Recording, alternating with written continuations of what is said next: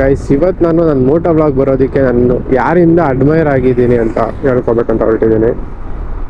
ನಾನು ಮೋಟೋ ವ್ಲಾಗಿಗೆ ಬರೋಕ್ಕೆ YouTube channel open ಮಾಡಬೇಕು ಅಂದ್ಕೊಂಡಿದ್ದು, ನನ್ನ ಮೋಟೋ ವ್ಲಾಗ್ ಮಾಡೋಕ್ಕೆ ಯೂಟ್ಯೂಬ್ ಚಾನಲ್ ಓಪನ್ ಮಾಡೋಕ್ಕೆ ಯಾರಿಂದ ಅಡ್ಮೈರ್ ಆಗಿದ್ದು ಅಂತ ಹೇಳ್ಕೊಳಕ್ಕೆ ಹೊರಟಿದ್ದೀನಿ.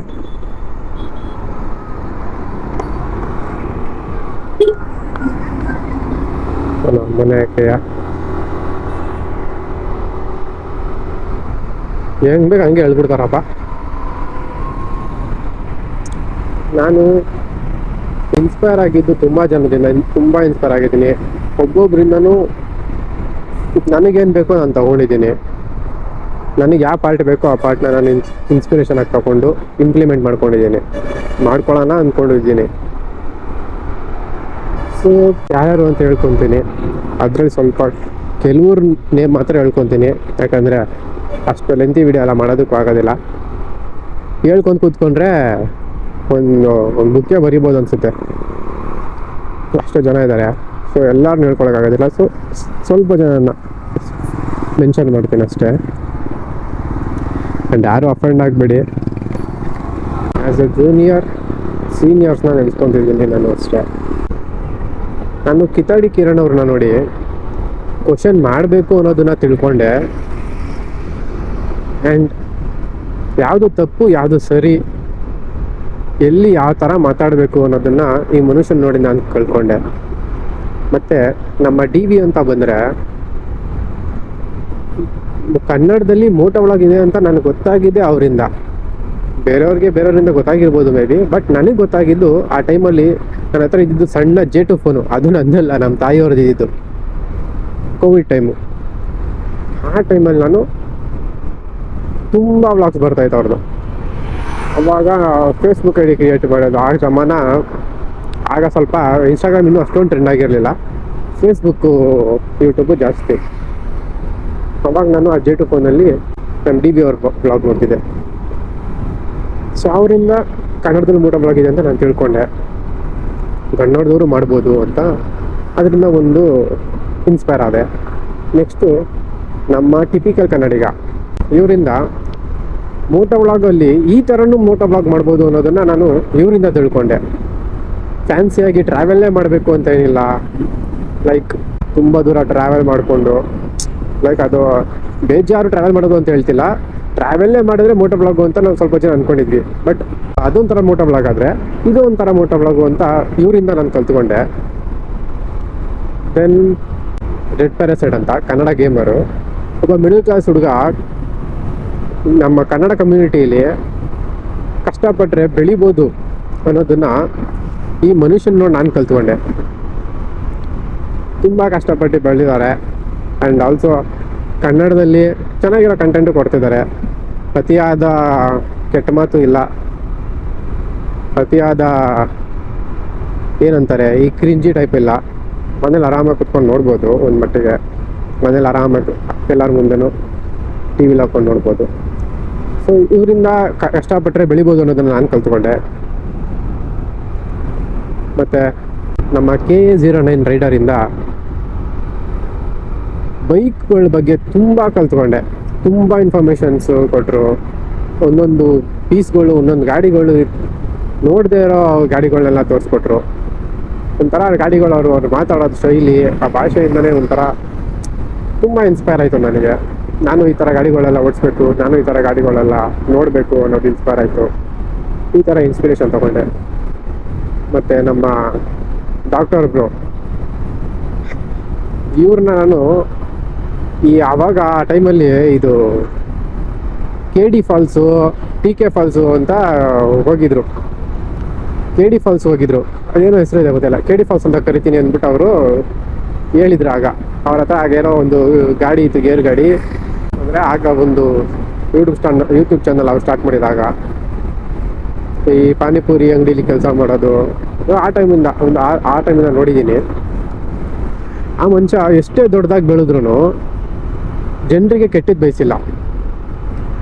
ಮತ್ತು ಒಂದು ಇಂಟರ್ವ್ಯೂರಲ್ಲಿ ಹೇಳ್ತಾರೆ, ಕನ್ನಡದ ನಮ್ಮ ಜನ ಈ ಥರ ಬೆಳೆಸಿದ್ದಾರೆ, ಒಂದು ಮಟ್ಟಿಗೆ ಬೆಳೆಸಿದ್ದಾರೆ.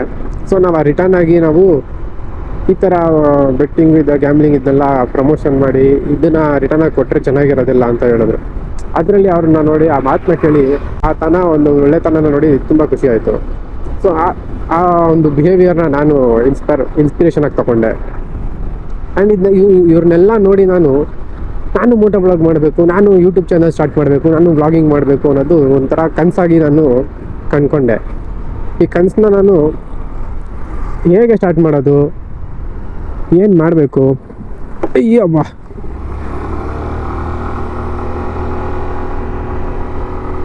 ಸೊ ಹೇಗೆ ಸ್ಟಾರ್ಟ್ ಮಾಡೋದು, ಏನು ಮಾಡಬೇಕು ಅಂತ ನಾನು ತುಂಬ ಕನ್ಫ್ಯೂಷನಲ್ಲಿದ್ದೆ. ಆ ಟೈಮಲ್ಲಿ ನಾನು ನಮ್ಮ ಲಕ್ಕಿ ಗೋಸ್ವಾಮಿ ಅವ್ರನ್ನ ನೋಡ್ತಿದ್ದೆ. ಅವರಿಂದ ನಾನು ಈ ಥರನೂ ಒಂದು ಮೋಟೋ ಬ್ಲಾಗ್ ಮಾಡಿಕೊಂಡು ಸೋಷಿಯಲ್ ಸರ್ವಿಸ್ ಮಾಡ್ಬೋದು ಅನ್ನೋದನ್ನ ನಾನು ಇವರಿಂದ ನೋಡಿ ಇನ್ಸ್ಪೈರ್ ಆದೆ. ಇವರಿಂದ ನೋಡಿ ನಾನು ಕಲ್ತ್ಕೊಂಡೆ. ನನ್ನ ಕೈಲಿ ಅವ್ರನ್ನ 3 ಹೊತ್ತು ಹೊಟ್ಟೆ ತುಂಬ್ಸೋಕ್ಕಾಗದೇ ಇರ್ಬೋದು, ಯಾವಾಗಲೂ ನಾವು ಊಟ ಕೊಡೋಕ್ಕಾಗದೇ ಇರ್ಬೋದು, ಅಟ್ಲೀಸ್ಟ್ ನಾವು ಒನ್ ಟೈಮ್ ಊಟ ಕೊಡ್ಬೋದು, ನಮ್ಮ ಕೈಲಿ ಆದಷ್ಟು ಹೆಲ್ಪ್ ಮಾಡ್ಬೋದು, ನಮ್ಮ ಕೈಲಿ ಆದಷ್ಟು ನಾವು ಹೆಲ್ಪ್ ಮಾಡ್ಬೋದು ಅನ್ನೋದನ್ನ ಕಲ್ತ್ಕೊಂಡೆ. ಮಾತಾಡ್ತಾ ಇದ್ದಿದ್ದು ರೀತಿ ತುಂಬ ಇಷ್ಟ ಆಯಿತು ನನಗೆ. ಎಲ್ಲರಿಗಿಂತ ನಾನು ಜಾಸ್ತಿ ಇನ್ಸ್ಪೈರ್ ಆಗಿದ್ದೆ ನಮ್ಮ ಲಕ್ಕಿ ಗೋಸ್ವಾಮಿ ಅವ್ರಿಂದ. ನಾನು ಅವ್ರನ್ನ ನೋಡಿ ನಾನು ಮೋಟೋ ಬ್ಲಾಗ್ ಅಂತ ಸ್ಟಾರ್ಟ್ ಮಾಡಿದ್ರೆ ನನ್ನ ಫಸ್ಟ್ ಸ್ಟೆಪ್ಪು ಸೋಷಿಯಲ್ ಸರ್ವಿಸೇ ಆಗಿರಬೇಕು ಅಂತ ನಾನು ಅವತ್ತು ಡಿಸೈಡ್ ಆದೆ. ಆ್ಯಂಡ್ ನಾನು ಎಲ್ಲ ಬ್ಲಾಗರ್ಸ್ಗೂ ಕನಸಿರುತ್ತಲ್ಲ, ಒಂದು ಗೋಪ್ರೋ ತೊಗೊಬೇಕು ಅಂತ, ಗೋಪ್ರೋ ತೊಗೊಂಡು ಬ್ಲಾಗ್ ಸ್ಟಾರ್ಟ್ ಮಾಡಬೇಕು, ಮೋಟೋ ಬ್ಲಾಗ್ ಸ್ಟಾರ್ಟ್ ಮಾಡಬೇಕು ಅಂತ ಎಂಥ ಹುಡುಗರಿಗಾದ್ರೂ ಒಂದು ಕನಸಿದ್ದೇ ಇರುತ್ತೆ. ನಾನು ಅದೇ ರೀತಿ ಕನಸು ಕಟ್ಕೊಂಡು ಕಷ್ಟಪಟ್ಟು ಕಾರ್ಸ್ ಕುಡಿಕೆ ಗೋಪುರ ತೊಗೊಂಡೆ. ಆ್ಯಂಡ್ ನಾನು 2023 ನವೆಂಬರ್ 1ನೇ ತಾರೀಕು ಸೋಷಿಯಲ್ ಸರ್ವಿಸ್ ಮಾಡೋಕ್ಕೆ ಸ್ಟಾರ್ಟ್ ಮಾಡಿದೆ. ಬೇಕಾದ್ರೆ ನೀವು ಆ ವಿಡಿಯೋ ನೋಡ್ಬೋದು. ಆ ವಿಡಿಯೋದಲ್ಲಿ ನಾನು ಮೆನ್ಷನ್ ಕೂಡ ಮಾಡಿದ್ದೀನಿ, ಆ್ಯಸ್ ಇಫ್ ಟುಡೇ ಇವತ್ತಿಂದ ನಾನು ಮೋಟೋ ಬ್ಲಾಗ್ ಸ್ಟಾರ್ಟ್ ಮಾಡ್ತಾಯಿದ್ದೀನಿ, ಸೋಷಿಯಲ್ ಸರ್ವಿಸ್ ಸ್ಟಾರ್ಟ್ ಮಾಡ್ತಾಯಿದ್ದೀನಿ, ನನಗೆ ಇವರಿಂದ ಇನ್ಸ್ಪಿರೇಷನ್ ಆಗಿದೆ ಅಂತ ನಾನು ಆವತ್ತೇ ಟ್ಯಾಗ್ ಮಾಡಿದ್ದೀನಿ. ನಾನು ಲಕ್ಕಿ ಗೋಸ್ವಾಮಿ ಆ್ಯಂಡ್ ಲಕ್ಷ್ಮಣ್ ಕ್ಯಾರಲ್ ಅಂತ ಇನ್ನೊಬ್ರು ಇದ್ದಾರೆ ಹಿಂದಿಯವರು. ಸೊ ಇವರಿಂದ ಇನ್ಸ್ಪೈರ್ ಆಗಿದ್ದೀನಿ ಅಂದ್ಬಿಟ್ಟು ನಾನು ಮೆನ್ಷನ್ ಮಾಡಿದ್ದೀನಿ ಅವತ್ತೇ. ಸೊ ಅವತ್ತಿಂದ ನಾನು ಅವ್ರ ಫುಡ್ ಸ್ಟೆಪ್ಸ್ ಅನ್ನೋದಕ್ಕಿಂತ ಅವ್ರು ಏನು ಅದೊಂದು ಬಿಹೇವಿಯರ್ ಇತ್ತು, ಗುಡ್ ಬಿಹೇವಿಯರು, ಆ ಫುಡ್ ಸ್ಟೆಪ್ಸ್ನ ನಾನು ಅಡಾಪ್ಟ್ ಮಾಡಿಕೊಂಡು ನಾನು ಆ ದಾರಿಯಲ್ಲಿ ನಡೆಯೋಕ್ಕಂತ ಸ್ಟಾರ್ಟ್ ಮಾಡಿದೆ. ಫಸ್ಟ್ ಸ್ಟೆಪ್ ನಂದು ಮೋಟೋ ಬ್ಲಾಗಲ್ಲಿ. ಆ್ಯಂಡ್ ಇವಾಗ ನಾನು ಒಂದ್ಸಲ ಹಿಂದೆ ತಿರುಗಿ ನೋಡಿದ್ರೆ ನಾನು ಇನ್ಸ್ಪೈರ್ ಆಗಿದ್ದ ಪರ್ಸನ್ ಇವರೇನಾ ಅಂತ ನನಗೆ ಡೌಟ್ ಆಗೋಕ್ಕೆ ಸ್ಟಾರ್ಟ್ ಆಗಿದೆ. ಬೇಜಾರು. ಏನಕ್ಕಂದರೆ ನಾನು ಇನ್ಸ್ಪಿರೇಷನ್ ಆಗಿದ್ದು ವ್ಯಕ್ತಿ ಎಲ್ಲರಿಗೂ ಒಳ್ಳೇದಾಗಲಿ ಆ್ಯಂಡ್ ಜನರಿಗೆ ಒಳ್ಳೇದಾಗಲಿ, ಎಲ್ಲರಿಗೂ ಒಳ್ಳೇದಾಗಲಿ ಅನ್ನೋದಕ್ಕಿಂತ ಜನರಿಗೆ ಒಳ್ಳೇದಾಗಲಿ, ನನ್ನ ಕೈಯಿಂದ ಎಷ್ಟಾಗುತ್ತೋ ಅಷ್ಟು ಹೆಲ್ಪ್ ಮಾಡೋಣ. ಪೆಟ್ರೋಲ್ ಕೊಡೋದು, ಊಟ ಕೊಡೋದು, ಗೊಂಬೆಗಳು ಕೊಡೋದು, ಮಕ್ಕಳಿಗೆ ಬಿಸ್ಕೆಟ್ಸು, ನಾಯಿಗಳಿಗೆ ಫುಡ್ ಹಾಕೋದು, ಮಕ್ಳಿಗೆ ಚಾಕ್ಲೇಟ್ ಕೊಡೋದು, ಇದನ್ನೆಲ್ಲ ನೋಡಿ ಈ ಥರ ಇದ್ದಿದ್ದ ಮನುಷ್ಯ ಸಡನ್ನಾಗಿ ಏನಕ್ಕೆ ಬೆಟ್ಟಿಂಗ್ ಪ್ರಮೋಷನ್ ಮಾಡೋಕ್ಕೆ ಸ್ಟಾರ್ಟ್ ಮಾಡಿಬಿಟ್ರು ಅಂತ ಬೇಜಾರಾಗೋದೆ. ಇರ್ಬೋದು ಬೇಬಿ ಅವ್ರ ಕಮಿಟ್ಮೆಂಟ್ಸ್ ಅವ್ರದ್ದು ಏನೋ ಇರ್ಬೋದು, ಅವ್ರ ಪರ್ಸ್ನಲ್ ಅದು. ನಾನು ಮಾಡಬೇಡಿ ಅನ್ನೋಕ್ಕೂ ನಾನು ಯಾರೂ ಅಲ್ಲ, ಮಾಡಿ ಅನ್ನೋಕ್ಕೂ ನಾನು ಯಾರೂ ಅಲ್ಲ. ನನ್ನ ಮಾತು ನಾವು ಕೇಳಲೇಬೇಕು ಅನ್ನೋದು ಏನಿಲ್ಲ. As a fan, as A junior, ಒಂದು ಸೀನಿಯರ್ನ ಹೇಗೆ ನೋಡ್ತಿದ್ದಾನೆ ಅನ್ನೋದನ್ನ ನಾನು ಹೇಳ್ಕೊತಿದ್ದೀನಿ ಅಷ್ಟೇ, ಅದು ಬಿಟ್ಟು ಬೇರೆ ಏನೂ ಇಲ್ಲ.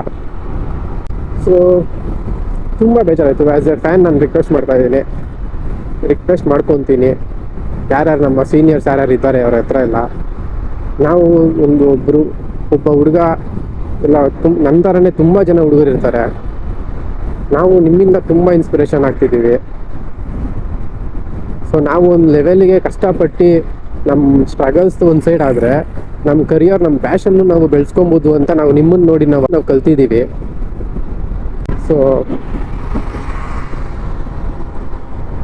ನೀವೇನೇ ಫುಡ್ ಸ್ಟೆಪ್ಸ್ ನಡೆದ್ರು, ನೀವೇನೇ ಒಂದು ದಾರಿಲಿ ನಡೆದ್ರು ಅದು ನಮ್ಮ ಮೇಲೂ ಪ್ರಭಾವ ಬೀಳುತ್ತೆ ಅನ್ನೋದೊಂದು ನಿಮಗೆ ಒಂದು ಸಣ್ಣದಾಗಿ ನೆನಪಿರಲಿ.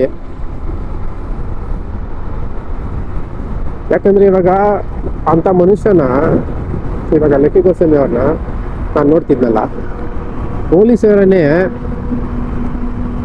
ಸರ್ ನಿಮ್ಮ ವ್ಲಾಗ್ಸ್ನ ನೋಡ್ತೀನಿ ನಾನು, ನೀವು ತುಂಬ ಜನ ಯೂತ್ಸ್ಗೆ ಇನ್ಸ್ಪಿರೇಷನ್ನು, ನಿಮ್ಮ ಥರ ಎಲ್ಲರೂ ಬುದ್ಧಿ ಕಲಿಬೇಕು, ನಿಮ್ಮ ಒಳ್ಳೆತನ ಎಲ್ಲರಿಗೂ ಬರಬೇಕು ಅಂದ್ಬಿಟ್ಟು ಮಾತಾಡೋದನ್ನ ನೋಡಿದ್ದೀನಿ.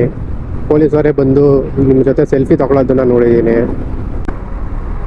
ಇವಾಗ ಅದೇ ಪೊಲೀಸವರು, ನಾನು ಹೇಳೋದು ನಿಮ್ಗೆ ಯಾವ ಥರ ರೀಚ್ ಆಗುತ್ತೋ ನನಗೆ ಗೊತ್ತಿಲ್ಲ, ಬಟ್ ಈಗ ಅದೇ ಪ್ರಮೋಷನ್ ಗ್ಯಾಮ್ಲಿಂಗ್ ಅಂತ ತುಂಬ ಜನ ಇನ್ಫ್ಲೂಯೆನ್ಸರ್ ಆಗಲೇ ಹೋಗಿ ಬಂದಿದ್ದಾರೆ. ಸೊ ಅದೇ ರೀತಿ ನಿಮ್ಮನ್ನ ನೀವು ಹೋಗಿ ಬಂದರೆ ಅದೇನು ದೊಡ್ಡದಲ್ಲ, ಬಟ್ ಆದರೆ ನಿಮ್ಮನ್ನ ಆ ರೀತಿ ನೋಡೋದಕ್ಕೆ ನನಗಂತೂ ಆಸ್ ಎ ಜೆನ್ಯೂನ್ ಫ್ಯಾನ್ ನನಗಂತೂ ತುಂಬ ಕಷ್ಟ ಆಗುತ್ತೆ ನೋಡೋದಕ್ಕೆ. ಆ್ಯಂಡ್ ಜನರಿಗೆ ರಿಟರ್ನ್ ಆಗಿ ನಾವು ಈ ಥರ ಗ್ಯಾಮ್ಲಿಂಗು ಇದು ಕೊಡೋದು ಅಷ್ಟೊಂದು ಒಳ್ಳೇದಲ್ಲ ಅನಿಸುತ್ತೆ. ಯಾಕಂದರೆ ತುಂಬ ಸೂಕ್ಷ್ಮವಾದ ವಿಷಯ ಇದು. ಆ್ಯಸ್ ಎ ನಾನು ಒಂದು ಮಿಡಲ್ ಕ್ಲಾಸ್ ಹುಡುಗ, ಆಸ್ ಎ ಒಂದು ಸೆಟ್ ಆಫ್ ಫ್ಯಾಮಿಲಿಯಿಂದ ಬಂದವನು, ನಿಮ್ಮನ್ನ ನೋಡಿ ಇನ್ಸ್ಪೈರ್ ಆಗಿದ್ದೀನಿ. ನಿಮ್ಮ ಒಂದು ಗುಡ್ ಬಿಹೇವಿಯರ್ಸ್ನ, ನಿಮ್ಮೆಲ್ಲರ ಒಂದು ಗುಡ್ ಬಿಹೇವಿಯರ್ಸ್ನ ನಾನು ಅಡಾಪ್ಟ್ ಮಾಡ್ಕೊಂಡಿದ್ದೀನಿ. ಬಟ್ ನನ್ನ ಥರನೇ ಬೇರೆ ಥರ ಹುಡುಗರು ಇರ್ತಾರೆ. ಅವರು ನಿಮ್ಮ ಒಂದು ಈ ಸೆಟ್ ಆಫ್ ಬಿಹೇವಿಯರ್, ಈ ಥರ ಪ್ರಮೋಷನ್ಸು, ಈ ಒಂದು ಕ್ಯಾರೆಕ್ಟರ್ನ ನೋಡಿ ಇನ್ಸ್ಪೈರ್ ಆಗೋರು ಎಷ್ಟು ಜನ ಇರ್ತಾರೆ ಹೇಳಿ? ನನ್ನ ಥರನೇ ಒಬ್ಬ ಇರ್ಬೋದು, ತುಂಬ ಜನ ಬೇಡ, ನನ್ನ ಥರನೇ ಒಬ್ಬ ಇರ್ಬೋದು, ಒಬ್ಬ ಇನ್ಸ್ಪೈರ್ ಆಗ್ಬೋದು. ಅವ್ರ ಭವಿಷ್ಯ ಏನಾಗ್ಬೋದು? ಜಾಸ್ತಿನೂ ಮಾತಾಡೋಕ್ಕೆ ಹೋಗಲ್ಲ ನಾನು. ಆಮೇಲೆ ನಾನು ಮಾತಾಡೋದು ಯಾವ ರೀತಿ ಆಗುತ್ತೋ ಏನೋ, ನನಗೆ ತುಂಬ ಹೇಳ್ಕೊಬೇಕು ಅನಿಸ್ತಿತ್ತು. ನಾನು ಯಾವಾಗಲೂ ನಮ್ಮ ಅಮ್ಮನ ಹತ್ರ ಹೇಳ್ಕೊತಿದ್ದೆ, ಅಮ್ಮ ನೋಡಮ್ಮ ಇವ್ರು ನನ್ನ ಇನ್ಸ್ಪಿರೇಷನ್ ಇವರು ಅಂದ್ಬಿಟ್ಟು. ನಮ್ಮ ಅಮ್ಮನ ಫೋನಲ್ಲೆಲ್ಲ ನಾನು ಸಬ್ಸ್ಕ್ರೈಬ್ ಮಾಡಿ ಸಿಕ್ಕಿದ್ದೀನಿ. ನಮ್ಮಮ್ಮ ಯಾವಾಗಲೂ ರೀಲ್ಸ್ ನೋಡ್ಬೇಕಾದ್ರೆ, ಯೂಟ್ಯೂಬಲ್ಲಿ ಶಾರ್ಟ್ಸ್ ನೋಡ್ಬೇಕಾದ್ರೆ ಏನಾದರೂ ಸಡನ್ನಾಗಿ ನಿಮ್ಮ ರೀಲ್ಸ್ ಗೊತ್ತೋದು ಸಾಕು, ಇಲ್ಲೋಡಪ್ಪ ನಿಮ್ಗೆ ಸ್ವಾಮಿ, ಇಲ್ಲೋಡಪ್ಪ ನಿಲ್ಲಕ್ಕಿ ಅಂತ ಹಿಂಗೆ ತೋರಿಸ್ತಾರೆ. ನೋಡಮ್ಮ ನಾನು ಹಂಗೆ ಬೆಳಿತೀನಿ, ನಾನು ಹಂಗೆ ದೊಡ್ಡದಾಗ ಆಯ್ತೀನಿ, ನೋಡಮ್ಮ ಅಂತ ನಾನು ಅಂತಿದ್ದೆ. ಆಗಪ್ಪ ಆಯಿತು ನೋಡ್ತೀನಿ ಅಂತ ನಮ್ಮ ಅಮ್ಮ ಅನ್ನೋರು. ಒಂಥರ ಟಾಂಟ್ ಮಾತು ಅಮ್ಮನ ಮಗನ ಮಧ್ಯ.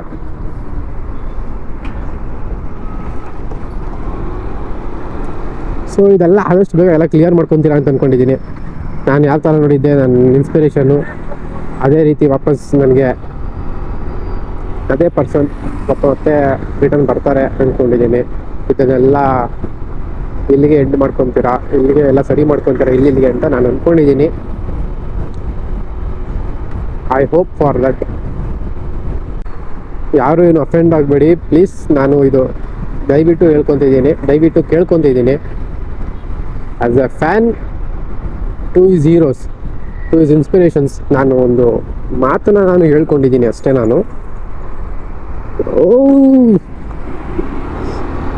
ಸೊ ಇಷ್ಟೇ ನನ್ನ ಒಂದು ಕಿವಿ ಮಾತು, ಮತ್ತು ನನ್ನ ಇನ್ಸ್ಪಿರೇಷನ್ಸ್. ನಾನು ಮೋಟೋ ವ್ಲಾಗ್ ಜರ್ನಿ ಸ್ಟಾರ್ಟ್ ಮಾಡಿದ್ದೊಂದು ಸಣ್ಣ ಸ್ಟೋರಿ.